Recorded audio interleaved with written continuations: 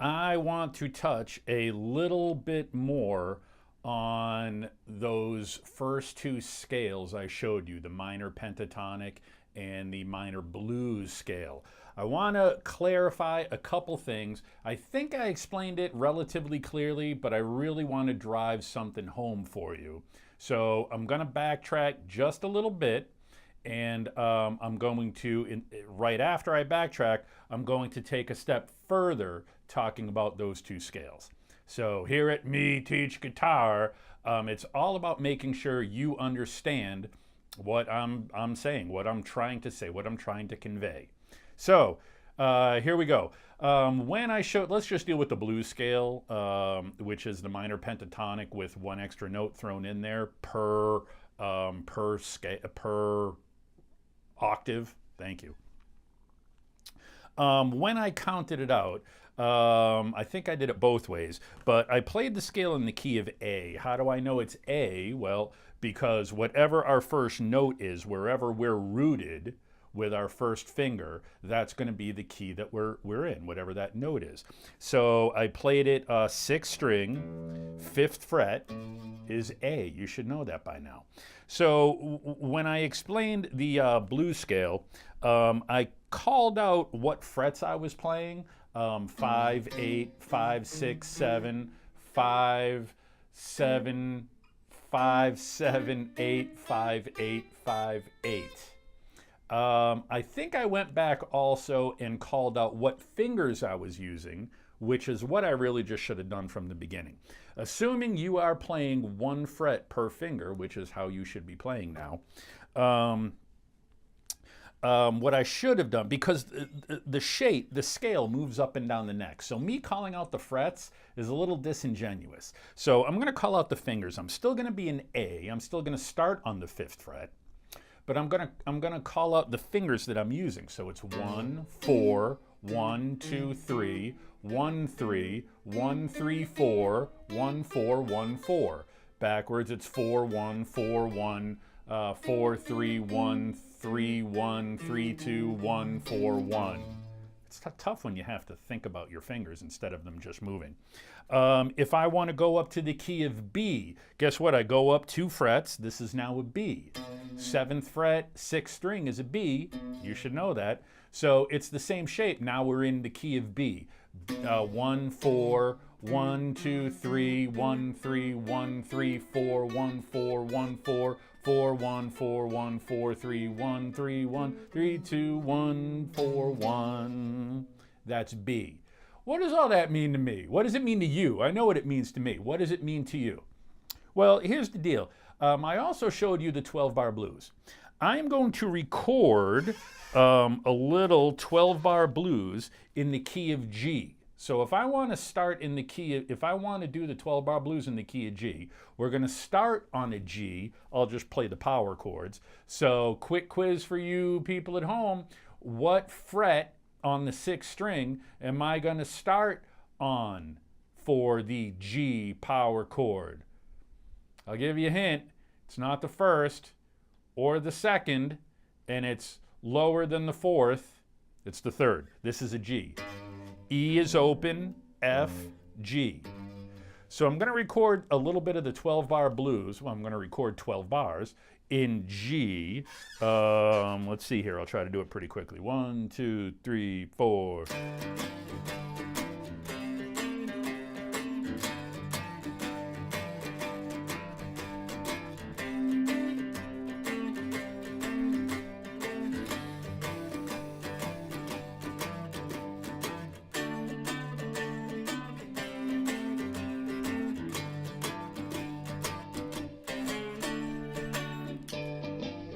There it is. It's in my looper. Look, no hands.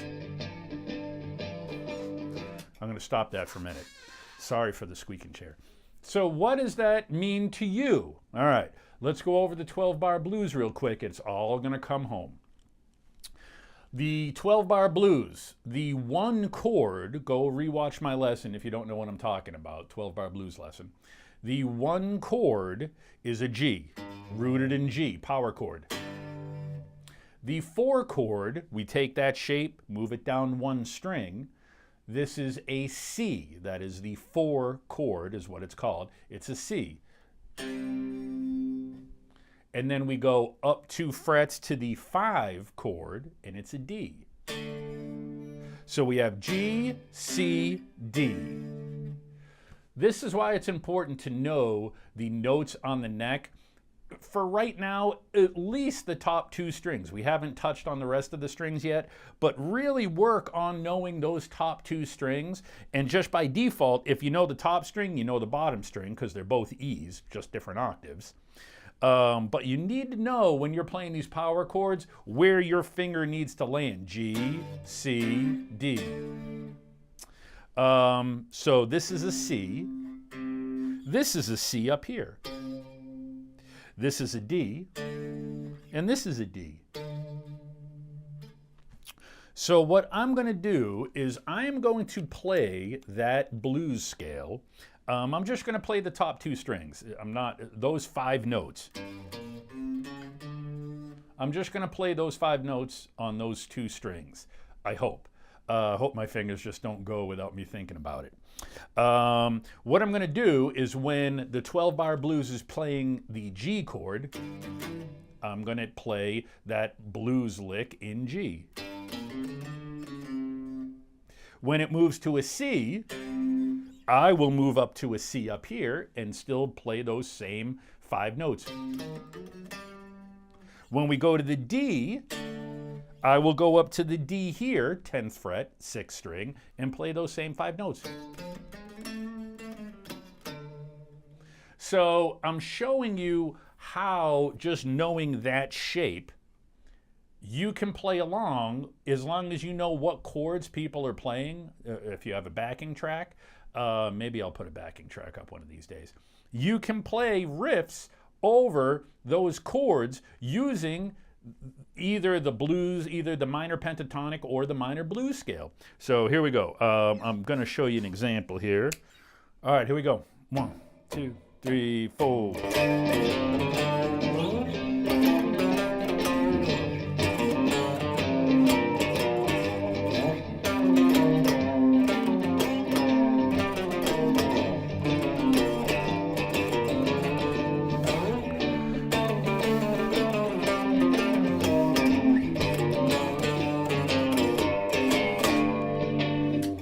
I know it's not the most magnificent thing you've ever heard in the world, but the point is, I'm just showing you, I'm giving you the theory that you can play those scales with those chords, but you have to know where you're moving that pattern, where you're moving that form, where you're moving that scale, what fret you need to start moving on.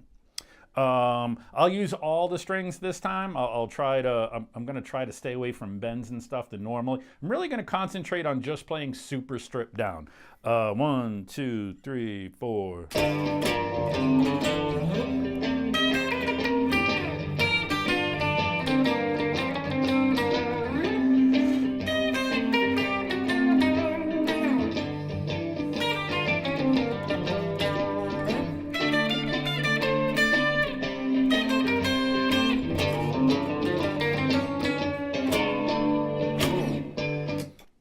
So again, it's nothing fantastic. I'm thinking about it too much, but you can see I'm just playing all those notes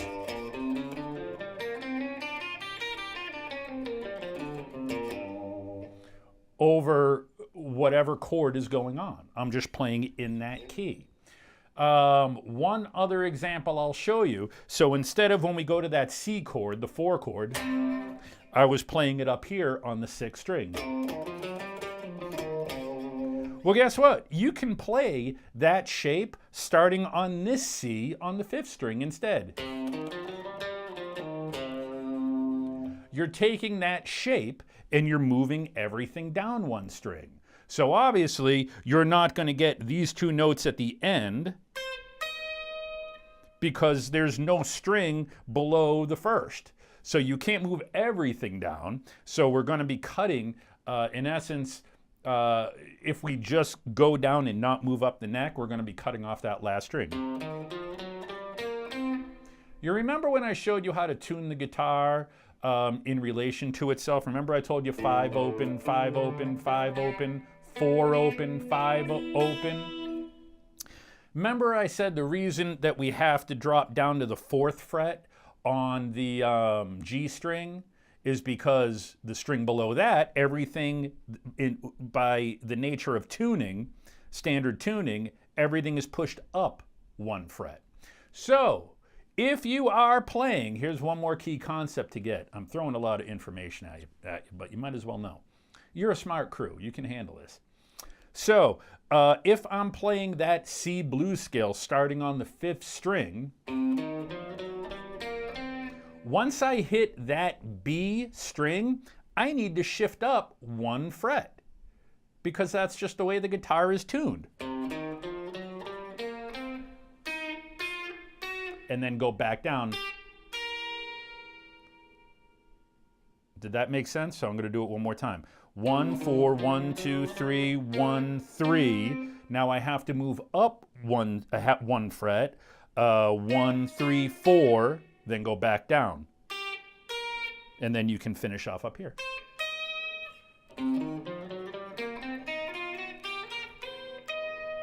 Does that make sense? I hope you get it. I'm not gonna say any more. Rewatch what I'm saying one more time. And I hope you watched that. Rewatch the video one more time if you don't understand. And hopefully you did watch the last lesson I put out there, because I knew this was going to come up about tuning the guitar in relation to itself and why that B string, everything is shifted up 1 fret. All right, I'm done rambling. So go ahead, get a looper, play a backing track on the computer. Maybe I've posted one by now, I don't know. But get in the habit of playing that riff.